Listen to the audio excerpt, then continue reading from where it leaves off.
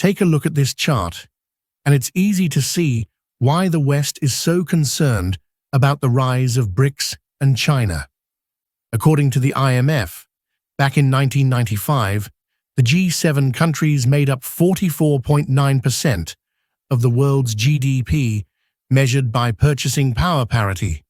At that time, Brics didn't even exist, and the 5 countries that now form Brics only accounted for 16.9% of global GDP. Then, in 2006, Brazil, Russia, India, and China formed the BRIC group. And by 2010, with the addition of South Africa, it officially became Brics. The idea behind the group was to unite some of the most important developing countries to challenge the political and economic power of wealthier nations in North America and Western Europe. Since then, the BRICS economies have kept growing. By 2023, their combined GDP in purchasing power parity surpassed that of the G7. Today, BRICS represents 32.1% of the global economy, while the G7 has shrunk to just 29.9%.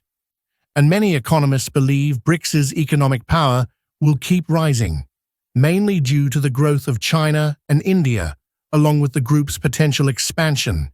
But it's not just about the size of their economies. BRICS is also pushing back against G7 influence in global institutions like the IMF and World Bank, even creating their own development bank.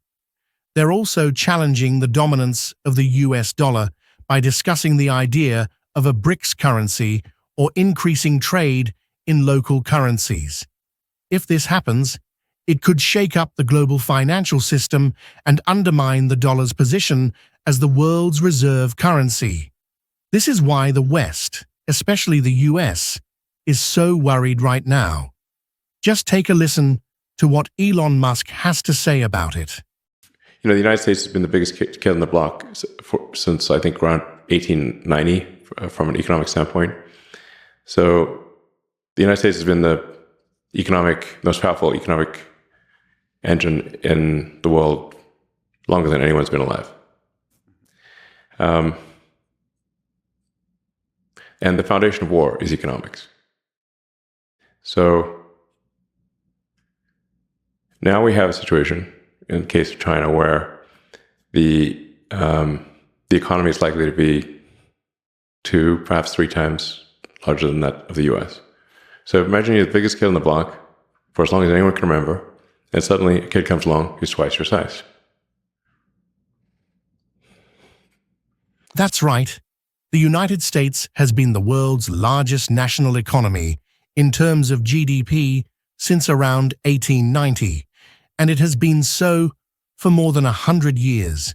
Now that we have China coming into the game and trying to overtake the US as the world's #1 economy, this is why the US will not sit still and hand over its position to China without doing anything. And this explains why the US sanctions China, banned Huawei and its 5G network, put ridiculous tariffs on China-made products, and even imposed export controls to stop China from acquiring advanced semiconductors or the capability to build it. And the US has gone even further by asking its allies, such as Japan, South Korea, and the Netherlands, not to sell chips and equipment for making those chips to China. When it comes to economic growth, the contrast between BRICS and the G7 is stark and increasingly worrying for the traditional powerhouses.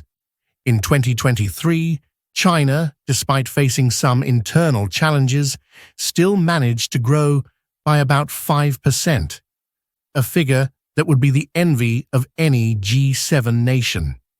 India's performance was even more remarkable, surging ahead with a 7% growth rate.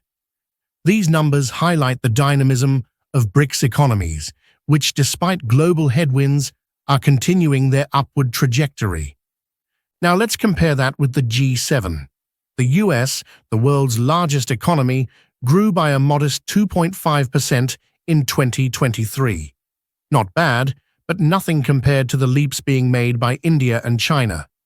Japan, the third largest economy, struggled to even hit 2%, reflecting the challenges faced by its aging population and stagnant domestic demand. And Europe, it's even worse. Germany, the economic engine of the EU, suffered economic contraction in 2023, teetering on the brink of recession. These growth disparities signal a broader shift.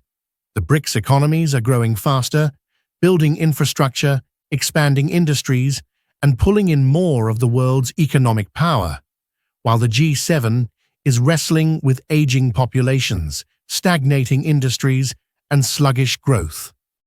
Now let's talk global trade. This is where the numbers get even more dramatic. China alone is the largest trading partner for over 120 countries. That's a staggering figure, considering the US has traditionally been the dominant global trader. China has embedded itself into the supply chains of countries across Asia, Africa, and Latin America. In fact, Chinese exports in 2023 totaled $3.6 trillion, outpacing the US's $2.1 trillion. The US remains a dominant player, but China's increasing presence in key markets like Africa and Latin America is challenging that dominance in real time. For example, China has been heavily investing in Africa through its Belt and Road Initiative, pumping in billions of dollars to build infrastructure like roads, railways, and ports.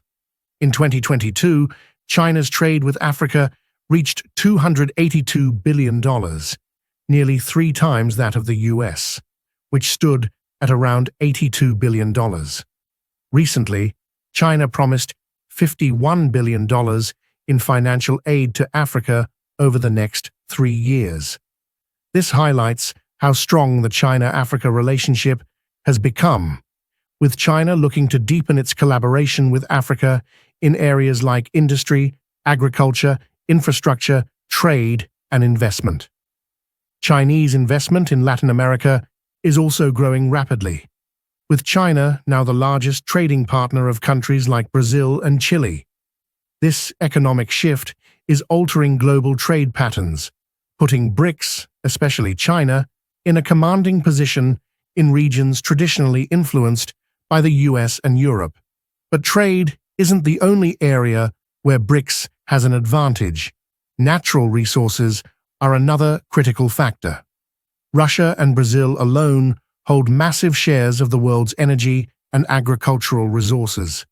Russia, as the world's largest holder of natural gas reserves, accounts for 19% of global reserves, while Brazil is a leading exporter of oil, iron ore, soybeans, and other agricultural products. Together, Brics countries control about 35% of the world's natural gas reserves and 17% of global oil reserves. Compare this with the G7, which holds only about 10% of the world's natural gas reserves and 6% of oil reserves. This dominance in natural resources gives Brics significant leverage in global markets. Europe, for example, has been scrambling to secure alternative energy supplies after sanctions on Russia, underscoring its reliance on external sources of energy. Meanwhile, Brics countries are able to not only supply their own vast populations, but also dominate critical resource-based industries, influencing prices and supply chains worldwide. Perhaps the most striking challenge Brics is posing to the G7, however, is in the realm of global finance. Currently, about 60% of global reserves are held in US dollars, and about 88% of global trade is conducted in dollars. The dollar's dominance has given the US unparalleled power over global finance, but Brics is actively working to reduce that influence. China and Russia have already started settling some trade in local currencies.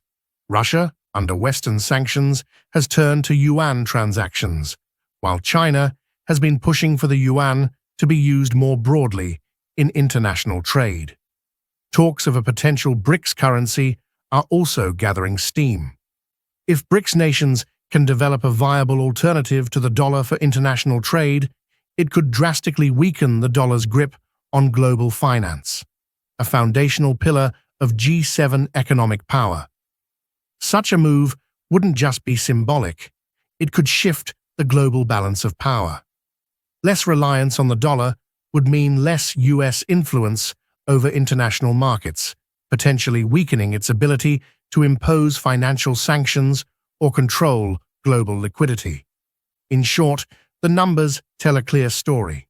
BRICS is growing faster, controlling more of the world's resources, and is actively working to challenge the global financial status quo.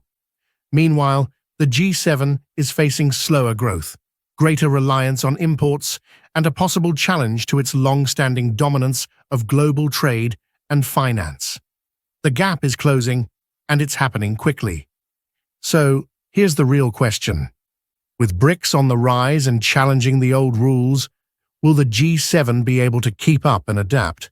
Or are we witnessing a major shift in power that could change the world as we know it? Share your thoughts and leave your comments below. If you like what you watched, hit the like button and don't forget to subscribe to our channel to show your support.